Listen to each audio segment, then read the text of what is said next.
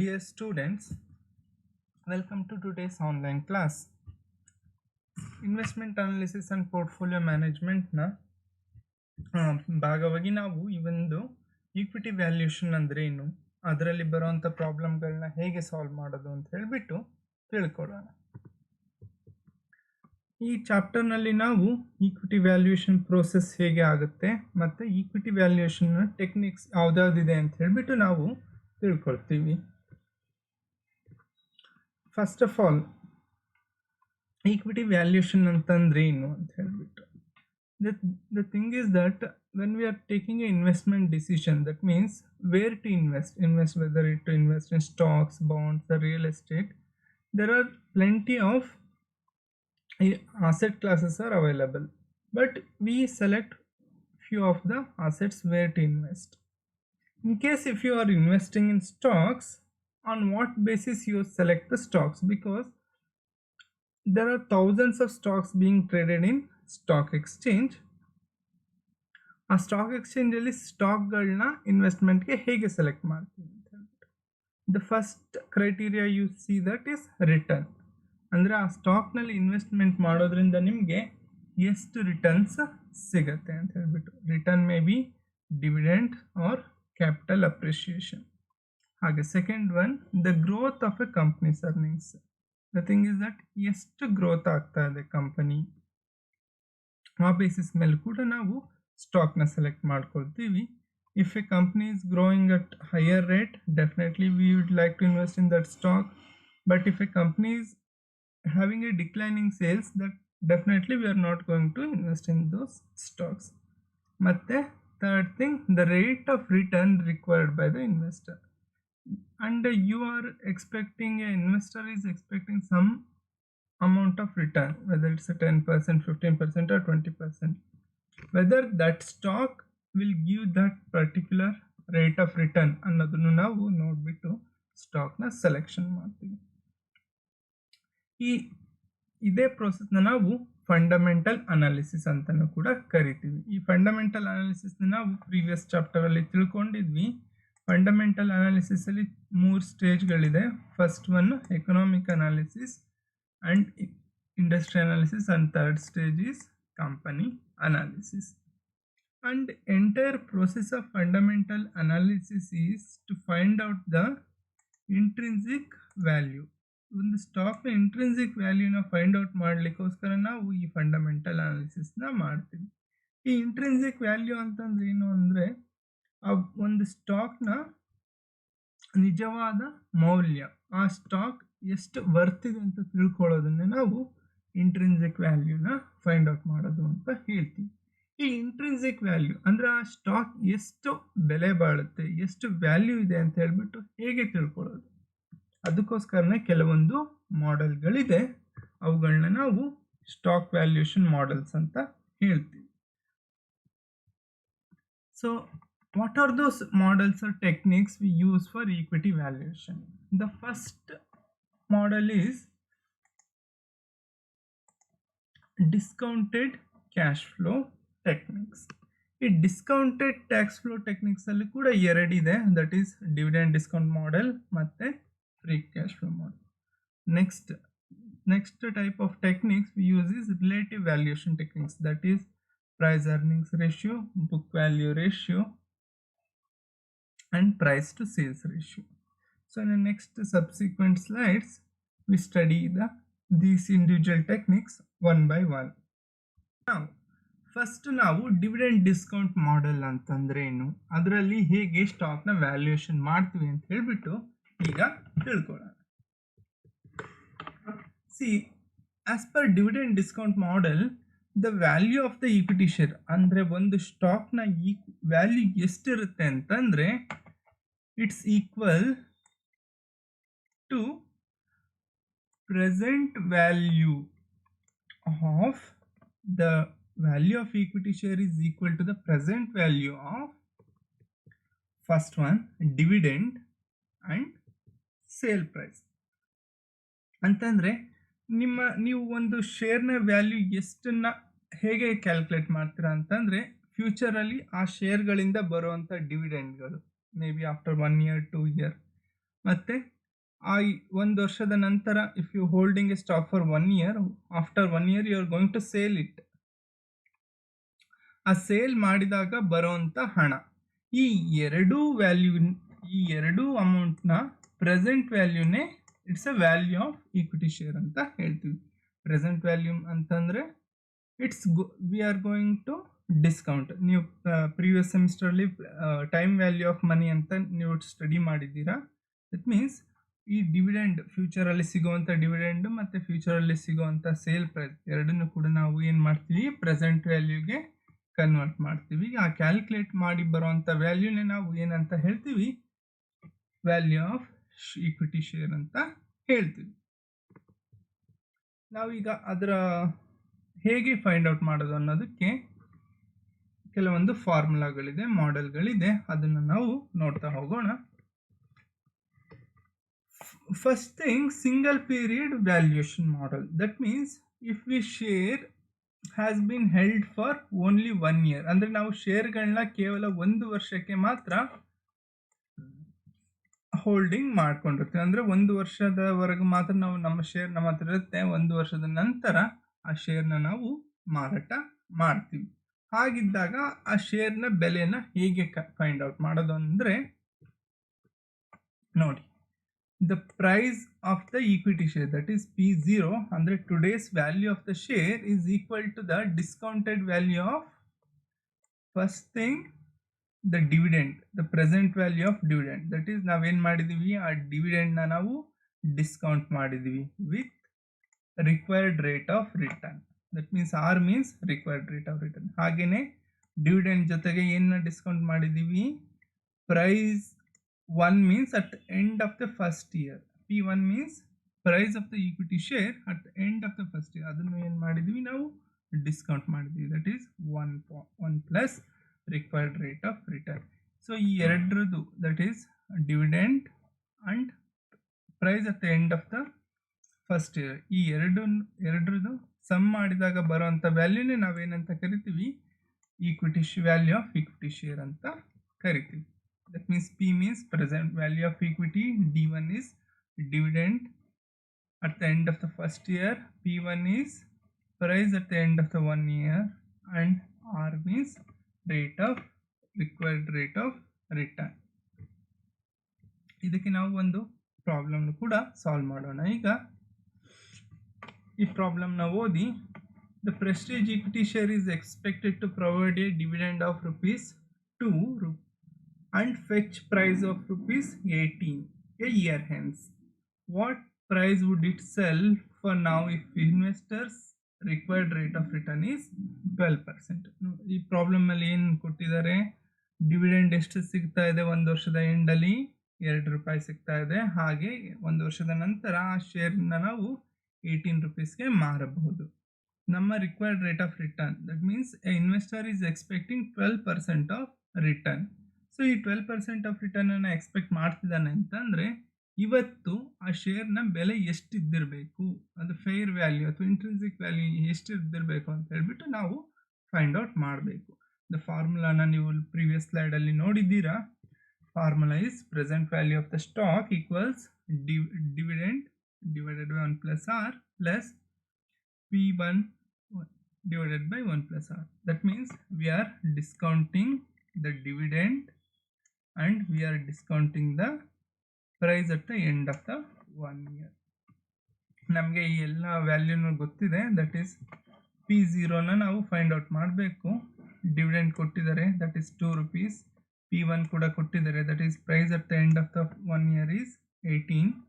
Rate of return, required rate of return is 12% or 0.12. Now we proceed to solve the question. P0 equals 2 divided by 1 plus rate of return is 12%, that is 0.12 plus 18 divided by 1 plus 0.12. So ಇದನ್ನ ನಾವು simplify ಮಾಡಿದಾಗ ನಮಗೆ P0 equals 1.79 plus 16.07 equals 17.86. That means the fair value of the share comes to 17.86. 0.86 rupees. Antandre, if an investor is expecting 2 rupees dividend plus 18 rupees of the share price at the end of the first year, he can pay the rupees 17.86. That means the value of the share is 17 rupees 86 paise as of now. We move on to the next slide. Nodi, the Vigilant company stock is currently selling at 25 rupees per share. The stock is expected to pay rupees 1 as a dividend per share at the end of the next year. It's really reliably estimated the stock will be available for rupees 29 at the end of the 1 year. Okay, there are two questions. First question na nodona iga, if the forecasts about the dividends and the price are accurate, is it advisable to buy the present at the present price? His required rate of return is 20%. ಈಗ share ಎಷ್ಟಕ್ಕೆ trade ಆಗ್ತಾ ಇದೆ? 25 ರೂಪೀಸ್ಗೆ trade ಆಗ್ತಾ ಇದೆ. Dividend ಎಷ್ಟು ಸಿಗುತ್ತೆ?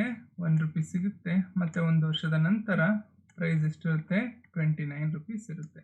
So ನಾವು 20% ರಿಟರ್ನನ್ನು expect ಮಾಡ್ತಾ ಇದ್ದೀವಿ.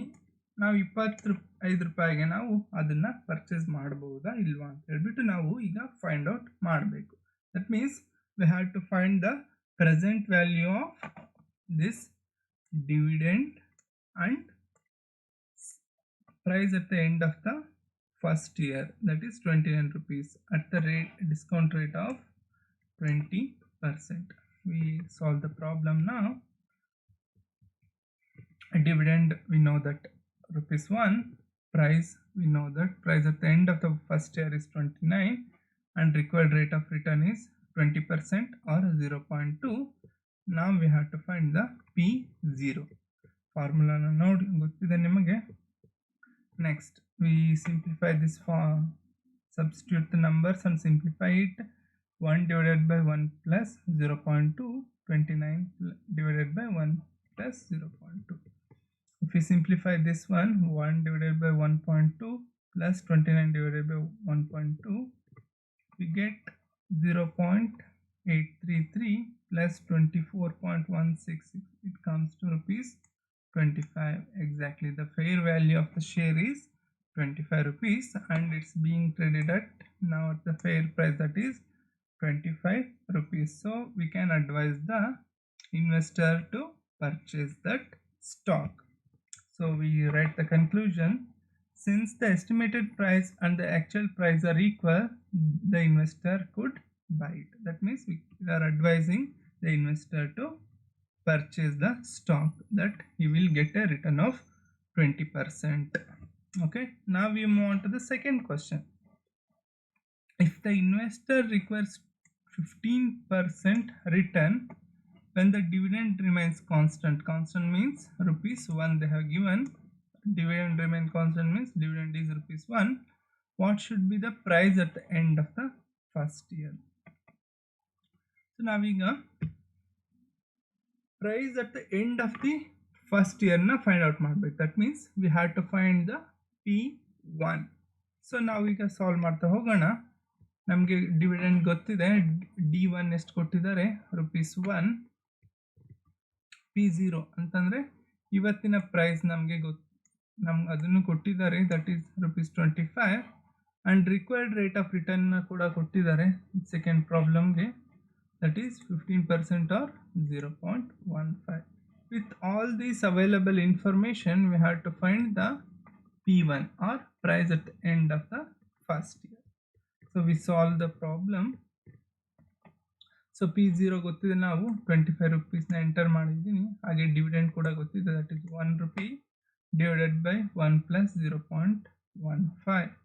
ಹಾಗೆ P1 ನಾವು ಫೈಂಡ್ ಔಟ್ ಮಾಡಬೇಕು, divided by 1 plus 0.15. So ಇದನ್ನ ನಾವು ಸಿಂಪ್ಲಿಫೈ ಮಾಡಿದಾಗ 25 equals 0.87 plus P1 divided by 1.15 ಬರುತ್ತೆ. ಫರ್ದರ್ ಸಿಂಪ್ಲಿಫೈ ಮಾಡಿದಾಗ ಈ 0.87 ನಾನು ಈಕ್ವಲ್ಸ್ ಇಂದ ರೈಟ್ ಸೈಡ್ ತಗೊಂಡು ಹೋಗ್ತಾ ಇದ್ದಾಗ ಅದು ನೆಗೆಟಿವ್ ಆಗುತ್ತೆ. 25 minus 0.87 equals P1 divided by 1.15. The next step simplification. Allocation is P1 equals ಈ 0.15ನ ನಾನು ಈ ಸೆಟ್ ತಗೊಂಡೋದಾಗ ಅದು ಇಂಟು ಆಗುತ್ತೆ. That is 24.13 into 1.15 equals 27.75. That means if the required rate of return is 15%, the expected price or the price at the end of the 1 year should be 27.75. Conclusion ಬರೆಯೋಣ. The value of the stock at the end of the period should be rupees 27.75. The required rate of return is 15%. So I hope you are following. If you're still having any doubt, you can ask me. We move on to the next slide. ಇದರಲ್ಲಿ ಒಂದು question ಇದೆ ನೋಡಿ.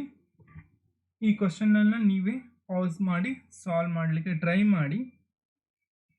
ಇದಕ್ಕೆ answer ಎಷ್ಟು ಬರಬೇಕು ಅಂತಂದರೆ 45.21. ಇದರಲ್ಲಿ ಕೂಡ ನಿಮಗೆ ಬೇಕಾದಂಥ ಇನ್ಫಾರ್ಮೇಷನನ್ನು ಕೊಟ್ಟಿದ್ದಾರೆ. That is the ABC company stock currently selling at rupees 45 per share. The company has paid rupees 1 per share as a dividend. That is dividend kottidare, that is rupees 1. It has been estimated the stock dividend would grow at the rate of 10% per annum. That is they have given the dividend of previous year. Andre previous year ಎಷ್ಟು ಕೊಟ್ಟಿದ್ದಾರೆ? rupees 1 ಕೊಟ್ಟಿದ್ದಾರೆ. ಈ ವರ್ಷ ಏನಾಗುತ್ತೆ? ಆ dividend 10% ಜಾಸ್ತಿ ಆಗುತ್ತೆ. It's anticipated to sell at the rupees 50. ಅಂದರೆ ಒಂದು ವರ್ಷದ ನಂತರ ಆ ಶೇರ್ ಎಷ್ಟಕ್ಕೆ ಸೇಲ್ ಆಗ್ತಾ ಇದೆ? P1 ಎಷ್ಟು ಕೊಟ್ಟಿದ್ದಾರೆ? 50 ಕೊಟ್ಟಿದ್ದಾರೆ. Assume the dividend and price forecast are accurate. Would you pay rupees 45 to buy and hold the stock for year for a 13% required rate of return? And the required rate of return ಕೊಟ್ಟಿದ್ದಾರೆ, that is 13%. ಈ ಎಲ್ಲ ಇನ್ಫಾರ್ಮೇಷನ್ನ use ಮಾಡಿಕೊಂಡು ನೀವು ಪ್ರೈಸ್ನ find out ಮಾಡಬೇಕು.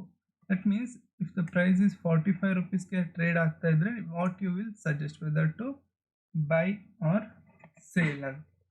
Not buy ಅಂತ ಹೇಳ್ಬಿಟ್ಟು ನೀವು ಸಜೆಷನ್ ಕೊಡಬೇಕಾಗುತ್ತೆ. We move on to the next slide. So ಈಗ ಇದುವರೆಗೂ ನಾವೇನು ನೋಡಿದ್ವಿ ಅಂದರೆ, ನಾವು ಶೇರ್ನ ಕೇವಲ ಒಂದು ವರ್ಷಕ್ಕೋಸ್ಕರ ನಾವು ಪರ್ಚೇಸ್ ಮಾಡಿ ಇಟ್ಕೊಳ್ತಾ ಇದ್ವಿ. But it may not be true all the time. We may need to hold the stock for more than 1 year, or we may need it to hold for 2 or 3 year or 4 year, 5 year, even for 10 year.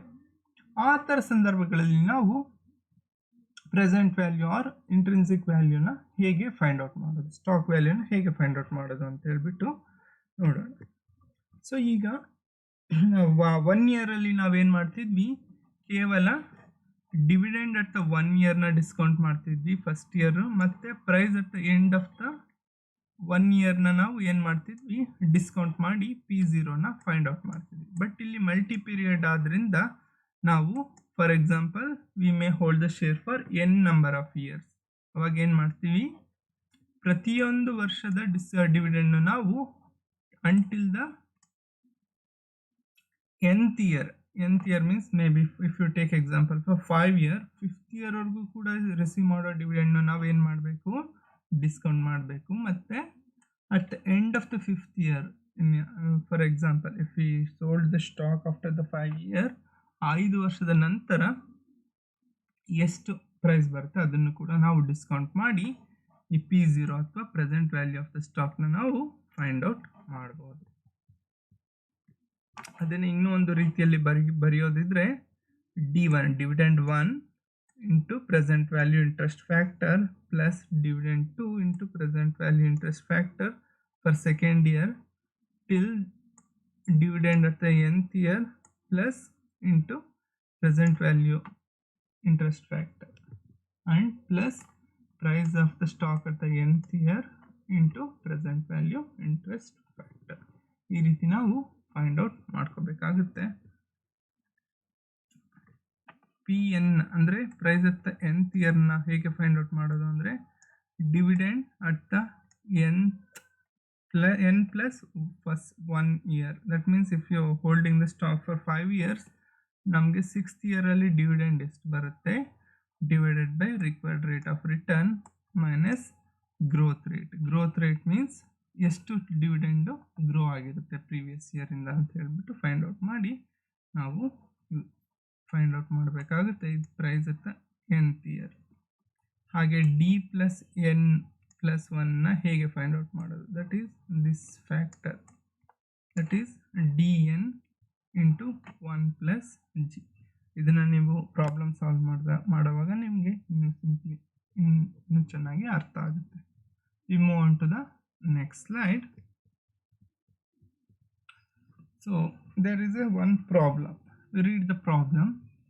Ashok wants to buy a watchful company stock and hold it for 5 years.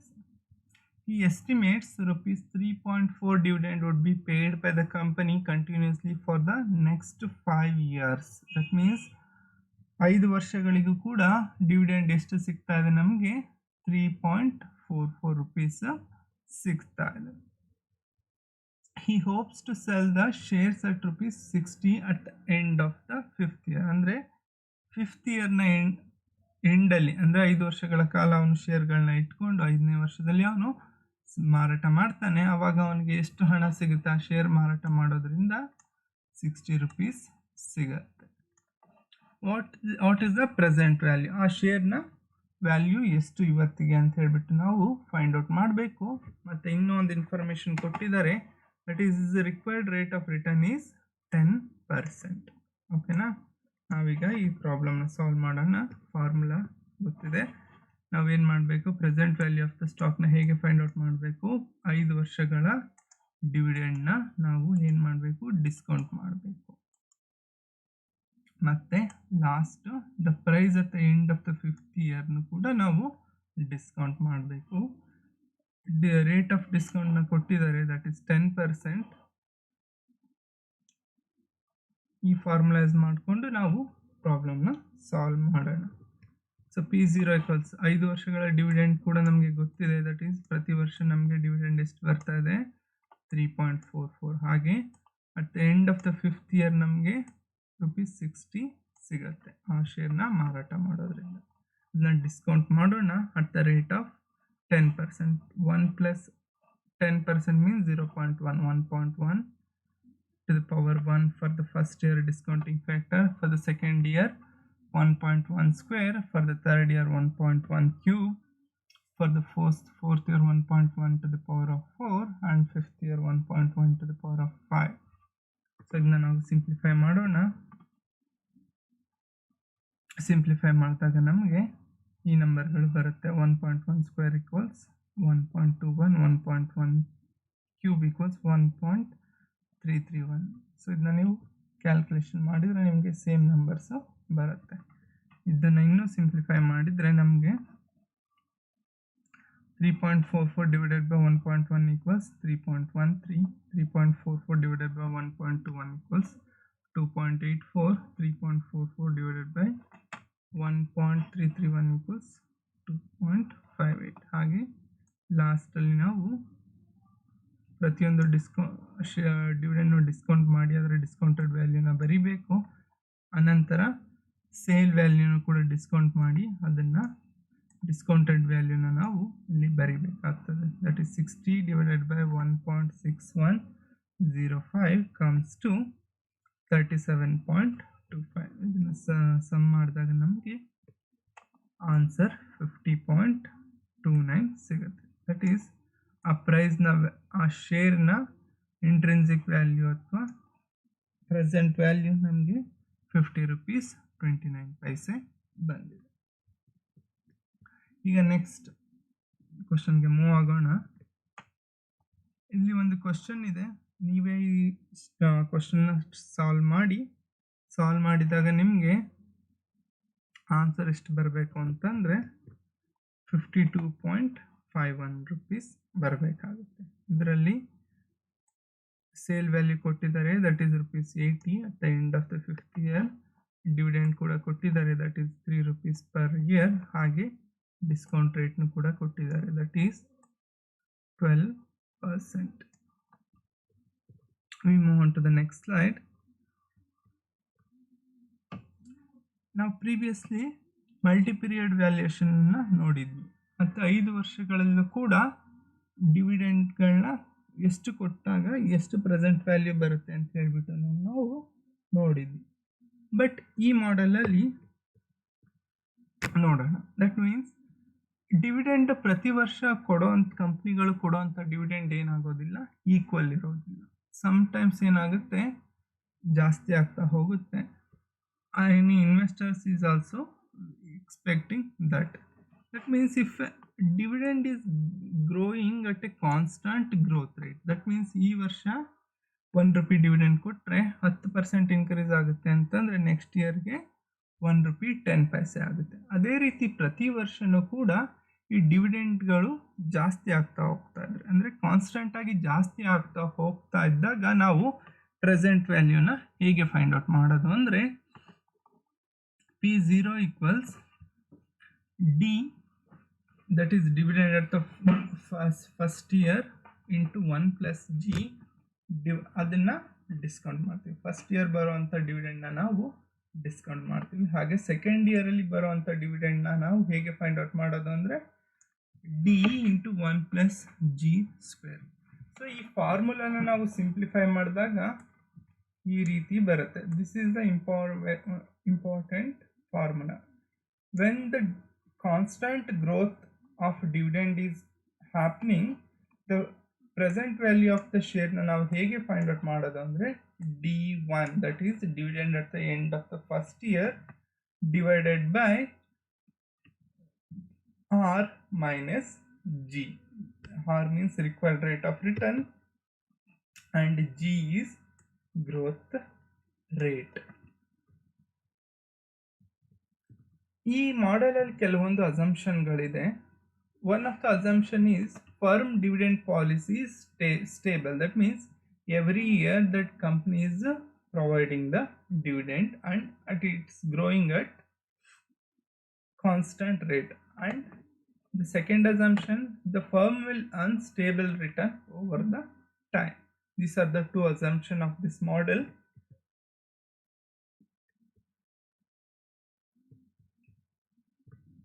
ನಾವು ಈ ಮಾಡೆಲಲ್ಲಿ present ವ್ಯಾಲ್ಯೂನ find out ಮಾಡಲಿಕ್ಕೆ ನಮಗೆ 3 ಅಂಶಗಳು ಬೇಕು. ಒಂದು dividend at the end of the year 1 and growth rate, the second item and the required rate of return. ಈ 3 ಅಂಶಗಳು, 3 ಡೇಟಾಗಳು ನಮಗೆ ಸಿಕ್ಕರೆ ನಾವು ಪ್ರೆಸೆಂಟ್ ವ್ಯಾಲ್ಯೂನ ಫೈಂಡ್ ಔಟ್ ಮಾಡ್ಬೋದು. ಇಲ್ಲಿ ನೋಡಿ, ಥಿಯರಿಟಿಕಲ್ ವ್ಯಾಲ್ಯೂ ನಾವು ಫೈಂಡ್ ಔಟ್ ಮಾಡೋ ಥಿಯರಿಟಿಕಲ್ ವ್ಯಾಲ್ಯೂ ಆ್ಯಕ್ಚುಯಲ್ ಪ್ರೈಸ್ಗಿಂತ ಏನಾಗಿದ್ರೆ ಜಾಸ್ತಿ ಇದ್ದರೆ ಏನು ಮಾಡ್ಬೋದು, ಇನ್ನು ಸಜೆಸ್ಟ್ ಮಾಡ್ತೀವಿ ನಾವು ಪರ್ಚೇಸ್ ಮಾಡಿ, ಅಂದರೆ ಸ್ಟಾಕ್ನ ಬೈ ಮಾಡಿ ಅಂತ ಸಜೆಸ್ಟ್ ಮಾಡ್ತೀವಿ. ಥಿಯರಿಟಿಕಲ್ ವ್ಯಾಲ್ಯೂಗಿಂತ ಆ್ಯಕ್ಚುಯಲ್ ಪ್ರೈಸ್ ಏನಾದರೂ ಜಾಸ್ತಿ ಇದ್ದರೆ, that is theoretical value is less than actual price. That means theoretical ವ್ಯಾಲ್ಯೂನೇ ಕಡಿಮೆ ಇದ್ದು ಆ್ಯಕ್ಚುಯಲ್ ಪ್ರೈಸು ಜಾಸ್ತಿ ಇದ್ರೆ, ಅಂದರೆ the stock is selling at overpriced, ಅವಾಗ ನಾವೇನ ಸಜೆಸ್ಟ್ ಮಾಡಬೇಕು, ಸೆಲ್ ಅಂತ ಸಜೆಸ್ಟ್ ಮಾಡಬೇಕು.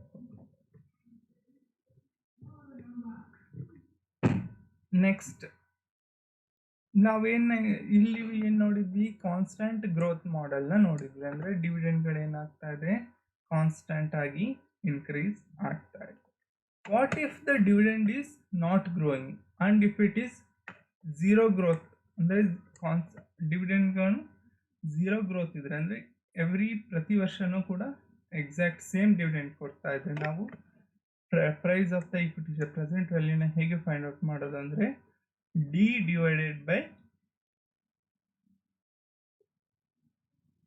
R, that means dividend divided by required rate of return ಅನ್ನು ಈ ಫಾರ್ಮುಲೈಸ್ ಮಾಡಿಕೊಂಡು ನಾವು ಪ್ರೆಸೆಂಟ್ ವ್ಯಾಲ್ಯೂನ ಫೈಂಡ್ ಔಟ್ ಮಾಡ್ಬೋದು. ನಾವೀಗ ಒಂದು ಪ್ರಾಬ್ಲಮ್ನ ಸಾಲ್ವ್ ಮಾಡಿದರೆ ನಿಮಗೆ ಇನ್ನೂ ನೀಟಾಗಿ ಅರ್ಥ ಆಗುತ್ತೆ. ನೋಡೋಣ. ಪ್ರಾಬ್ಲಮ್ ಓದಿ.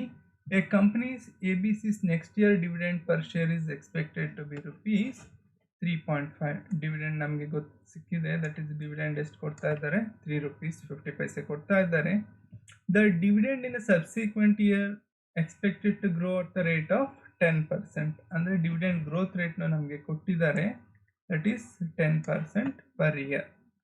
If the required rate of return is 15% per year, what should be its price? ನಮಗೆ ರಿಕ್ವೈರ್ಡ್ ರೇಟ್ ಆಫ್ ರಿಟರ್ನ್ ಕೂಡ ಕೊಟ್ಟಿದ್ದಾರೆ, that is 15% required rate of return ಇದೆ. ಈ ಸ್ಟಾಕ್ನ ವ್ಯಾಲ್ಯೂ ಎಷ್ಟಿರಬೇಕು ಅಂತ ಹೇಳ್ಬಿಟ್ಟು, the prevailing market price is 75. Currently market price ಏನಾಗಿದೆ 75 rupeesಗೆ ಟ್ರೇಡ್ ಆಗ್ತಾ ಇದೆ. ನಾವು ಇದನ್ನು ಪ್ರೆಸೆಂಟ್ ವ್ಯಾಲ್ಯೂನ ಫೈಂಡ್ ಔಟ್ ಮಾಡಿ ಈ stock overpriced or underpriced ಅಂತ ಫೈಂಡ್ ಔಟ್ ಮಾಡಿ ನಾವು ಈ ಸ್ಟಾಕ್ನ ಸಜೆಷನ್ ಕೂಡ ಕೊಡೋಣ, whether to purchase the stock or sale the stock ಅಂತ ಹೇಳ್ಬಿಟ್ಟು.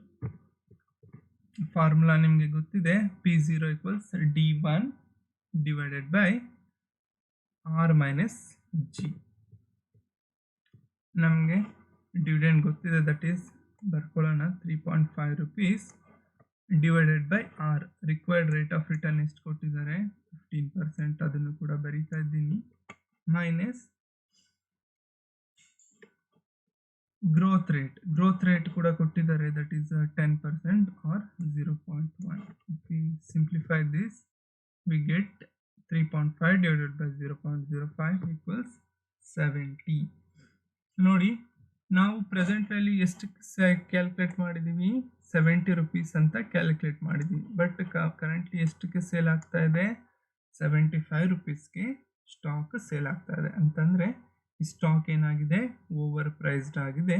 ನಾವು ಏನು ಸಜೆಷನ್ ಮಾಡ್ತೀವಿ, we suggest to sell or not advise to by.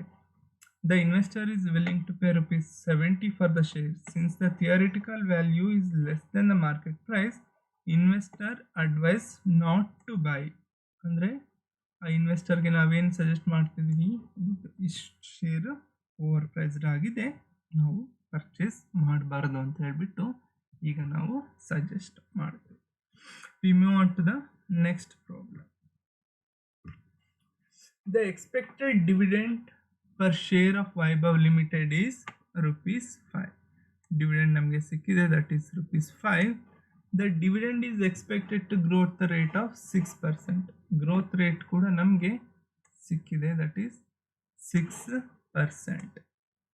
If the share price, if the per share is now ₹50, what is the expected rate of return? ನಮಗೆ share ಎಷ್ಟಕ್ಕೆ trade ಆಗ್ತಾ ಇದೆ 50 rupeesಗೆ trade ಆಗ್ತಾ ಇದೆ.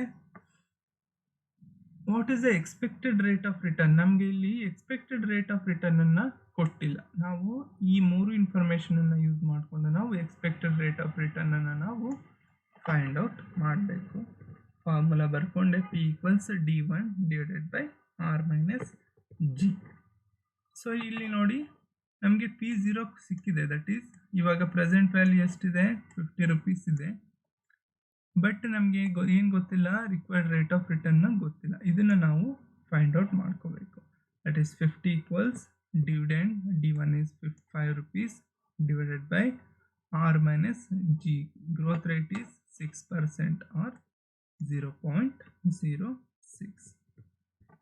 ಈಗ ನಾವು ಈ ಪೋರ್ಷನನ್ನು ಈಕ್ವಲ್ಸಿಂದ ರೈಟ್ ಸೈಡ್ ತಗೊಂಡು ಈ 50ನ ನಾವು ಈಕ್ವಲ್ಸಿಂದ ರೈಟ್ ಸೈಡ್ ತಗೋಬೋದು. ಹೀಗೆ ಮಾಡಿದಾಗ ನಮಗೆ R - 0.06 = 5 divided by 50 ಬರುತ್ತೆ. ಇದನ್ನ ಸಿಂಪ್ಲಿಫೈ ಮಾಡಿದಾಗ 5 divided by 50 comes to 0.1 plus ಈ ಮೈನಸ್ 0.06ನ ಈಕ್ವಲ್ಸಿಂದ ರೈಟ್ ಸೈಡ್ ತಗೊಂಡು ಬಂದಾಗ ಪ್ಲಸ್ ಆಗುತ್ತೆ, that is plus 0.06. R equals required rate of return equals 0.16 or 16%. ಈಗ ನೆಕ್ಸ್ಟ್ ಎಕ್ಸಸೈಸ್ಗೆ ಮೂವ್ ಆಗೋಣ, ದಟ್ ಈಸ್ ಎಕ್ಸಸೈಸ್ 3. ಈ ಎಕ್ಸಸೈಸ್ನ ಕೂಡ ನೀವೇ ಮಾಡಬೇಕಾಗುತ್ತೆ. ಇದರಲ್ಲೂ ಕೂಡ ಕೆಲವು ಇನ್ಫಾರ್ಮೇಷನ್ ಇದೆ. ಈ ಪ್ರಾಬ್ಲಮ್ನ ಓದೋಣ. Rose company is expected to pay the dividend of ₹2 per share. ಅಂದರೆ ಡಿವಿಡೆಂಡ್ನ ಕೊಟ್ಟಿದ್ದಾರೆ ₹2 per share for the next ಇಯರ್ಗೆ ಡಿವಿಡೆಂಡ್ ಎಷ್ಟು ಸಿಗ್ತಾ ಇದೆ, ನಮಗೆ ₹2 ಸಿಗ್ತಾ ಇದೆ. The earnings and dividends of the company are expected to grow at annual rate of 15%. Growth rate ಕೂಡ ಕೊಟ್ಟಿದ್ದಾರೆ, that is 12%. Investor expected rate of return is 15%. Expected rate of return ಕೂಡ ಕೊಟ್ಟಿದ್ದಾರೆ, ದಟ್ ಈಸ್ 15%. ನಾವೇನ find out ಮಾಡಬೇಕು, what is the theoretical price of a Rose company's share. ಈ Rose ಕಂಪನಿಯ ಶೇರ್ನ theoretical ಪ್ರೈಸ್ನ ನಾವು ಫೈಂಡ್ ಔಟ್ ಮಾಡಬೇಕು. ಇದನ್ನು ನೀವು ಮಾಡಿಬಿಟ್ಟು ನನಗೆ ಸೊಲ್ಯೂಷನನ್ನು ವಾಟ್ಸಪ್ಪಲ್ಲಿ ಕಳಿಸಿ. ನಾನು given the answer hint also, it should come 66.67 rupees. ಇದುವರೆಗೂ ನಾವು ಸ್ಟಾಕ್ ವ್ಯಾಲ್ಯೂಯೇಷನ್ನಲ್ಲಿ ಡಿವಿಡೆಂಡ್ ಡಿಸ್ಕೌಂಟ್ ಮಾಡೆಲ್ನ ನಾವು ತಿಳ್ಕೊಂಡ್ವಿ. ಅದರಲ್ಲೂ ಕೂಡ 1 year ಮಾಡೆಲ್ ಹಾಗೂ ಮಲ್ಟಿ ಇಯರ್ ಮಾಡೆಲ್ನ ಇದ್ದಾಗ ಹೇಗೆ ಈಕ್ವಿಟಿ ವ್ಯಾಲ್ಯೂಯೇಷನ್ ಮಾಡಬೇಕು ಅಂತ ತಿಳ್ಕೊಂಡ್ವಿ. ಹಾಗೆಯೇ ಮೂರನೇದು ನಾವೇನು ತಿಳ್ಕೊಂಡ್ವಿ, ಈಗ ಕಾನ್ಸ್ಟೆಂಟ್ ಗ್ರೋತ್ ರೇಟ್ ಇದ್ದಾಗ ನಾವು ಈಕ್ವಿಟಿ ಶೇರ್ನ ಪ್ರೆಸೆಂಟ್ ವ್ಯಾಲ್ಯೂ ಹೇಗೆ ಫೈಂಡ್ ಔಟ್ ಮಾಡೋದು ಅನ್ನೋದನ್ನು ನಾವು ತಿಳ್ಕೊಂಡ್ವಿ. ನಾವು ನೆಕ್ಸ್ಟ್ ಕ್ಲಾಸಲ್ಲಿ 2 ಸ್ಟೇಜ್ ಗ್ರೋತ್ ಮಾಡೆಲ್ ಹಾಗೂ 3 ಸ್ಟೇಜ್ ಗ್ರೋತ್ ಮಾಡೆಲ್ನ ಇದ್ದಾಗ ಈಕ್ವಿಟಿಯ ಪ್ರೆಸೆಂಟ್ ವ್ಯಾಲ್ಯೂ ಆರ್ ಇಂಟ್ರೆನ್ಸಿಕ್ ವ್ಯಾಲ್ಯೂನ ಹೇಗೆ ಫೈಂಡ್ ಔಟ್ ಮಾಡೋದು ಅಂತ ಹೇಳ್ಬಿಟ್ಟು ತಿಳ್ಕೊಳ್ಳೋಣ. ಅದಕ್ಕಿಂತ ಮುಂಚೆ ಇವತ್ತಿನ ಕ್ಲಾಸಲ್ಲಿ ನಾನು ಮಾಡಿರೋವಂಥ ಪ್ರಾಬ್ಲಮ್ಗಳನ್ನ ನೀವು ಅರ್ಥ ಮಾಡಿಕೊಂಡು ಹಾಗೂ ಕೊಟ್ಟಿರೋ ಎಕ್ಸಸೈಸ್ಗಳನ್ನ ನೀವು ಕಂಪ್ಲೀಟ್ ಮಾಡಿದರೆ ನಾವು ನೆಕ್ಸ್ಟ್ ಕ್ಲಾಸಲ್ಲಿ 2 ಸ್ಟೇಜ್ ಆ್ಯಂಡ್ 3 ಸ್ಟೇಜ್ ಗ್ರೋತ್ ಮಾಡೆಲ್ನ ನಾವು ತಿಳ್ಕೊಳ್ಳೋಣ. Thank you very much.